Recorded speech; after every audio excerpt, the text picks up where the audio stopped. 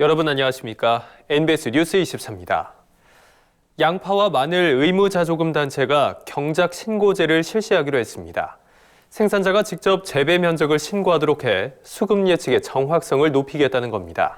네, 앞으로는 이를 근거로 선제적인 산지 폐기에 나서는 등 생산자 중심의 수급 대책이 추진될 전망입니다. 손현진 기자가 보도합니다.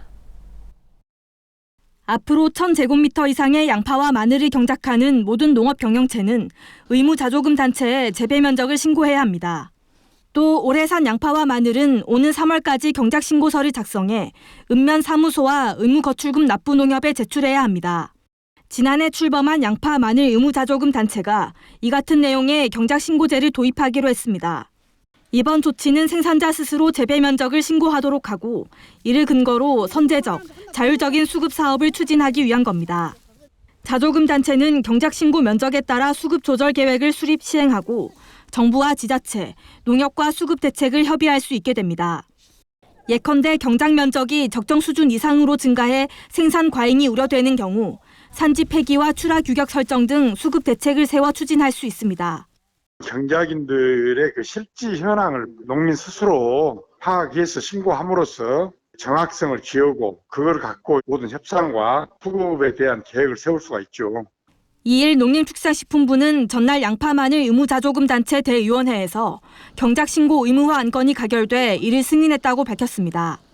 현행 농수산자조금법은 의무자조금관리위원회가 대의원 3분의 2 이상의 동의와 정부 승인을 받으면 경작 및 출하 신고 조치를 할 수 있다고 돼 있습니다. 경작 신고제 시행은 2000년 자조금 제도 도입 이후 처음 있는 사례입니다. 정부는 앞으로 더욱 정확한 관측 정보를 제공하도록 노력하는 한편 자조금 단체의 수급 조절 계획을 적극 지원하겠다는 방침입니다.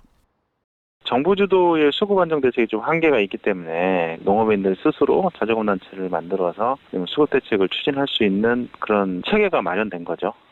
생산자가 직접 신고한 재배 면적에 따라 자조금을 조성하면 거출 금액의 정확성을 높일 수 있다는 것 또한 장점입니다. 다만 제도 참여에 대한 강제성이 사실상 없는 만큼 제도를 어떻게 조기 안착시킬지가 관건입니다.